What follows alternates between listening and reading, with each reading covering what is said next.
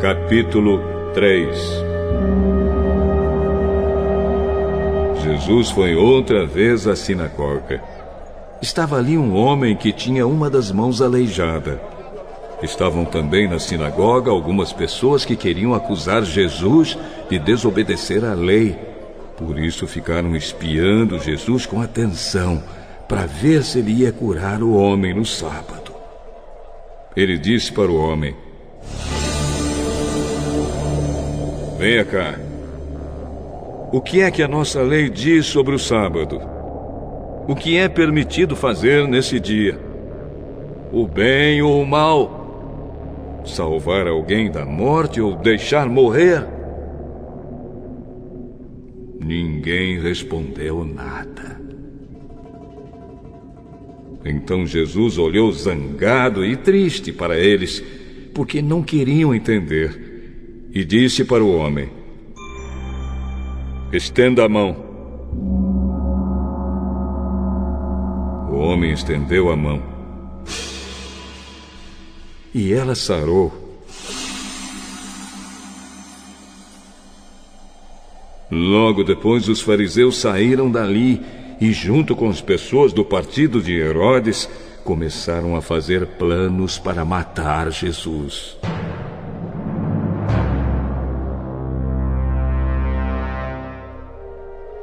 Jesus e os discípulos foram até o lago da Galileia. Junto com ele ia muita gente da Galileia, da Judéia, de Jerusalém, da Idumeia, do lado leste do rio Jordão e da região de Tiro e de Sidom. Todos iam ao encontro de Jesus porque ouviam falar a respeito das coisas que ele fazia.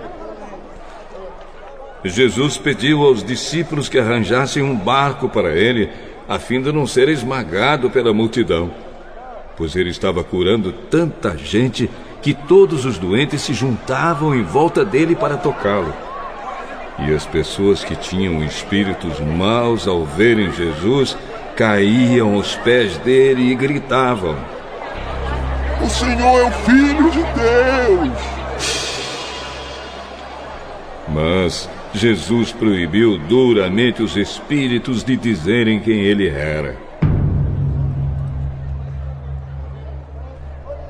Jesus subiu um monte, chamou os que ele quis, e eles foram para perto dele.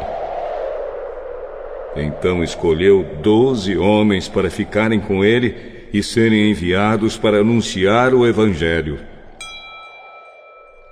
A esses 12 ele chamou de apóstolos.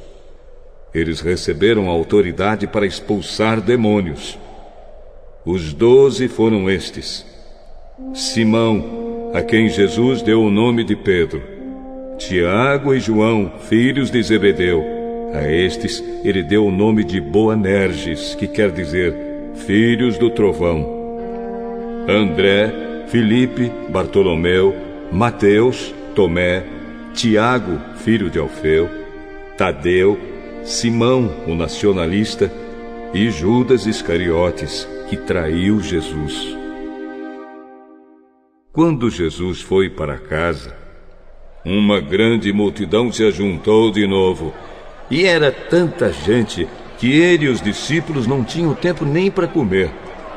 Os parentes de Jesus souberam disso e foram buscá-lo, porque algumas pessoas estavam dizendo que ele estava louco. Alguns mestres da lei que tinham vindo de Jerusalém diziam: ele está dominado por Beelzebu, o chefe dos demônios. É Beelzebu que dá poder a este homem para expulsar demônios. Então Jesus chamou todos e começou a ensiná-los por meio de comparações. Ele dizia: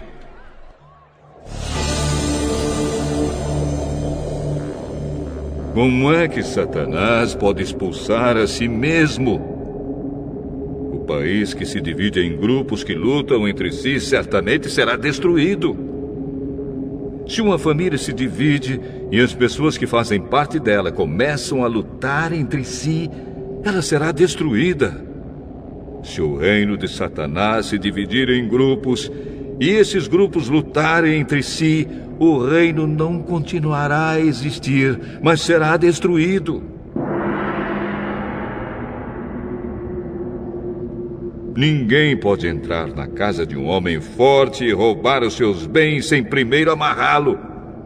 Somente assim essa pessoa poderá levar o que ele tem em casa. Eu afirmo a vocês que isto é verdade.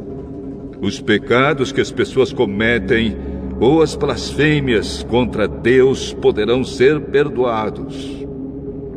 Mas as blasfêmias contra o Espírito Santo nunca serão perdoadas, porque a culpa desse pecado dura para sempre. Jesus falou assim porque diziam que ele estava dominado por um espírito mau.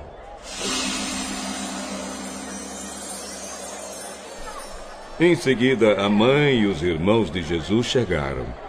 Eles ficaram do lado de fora e mandaram chamá-lo. Muita gente estava sentada em volta dele e algumas pessoas lhe disseram: Escuta, Jesus. A sua mãe e seus irmãos estão lá fora. Estão procurando o Senhor.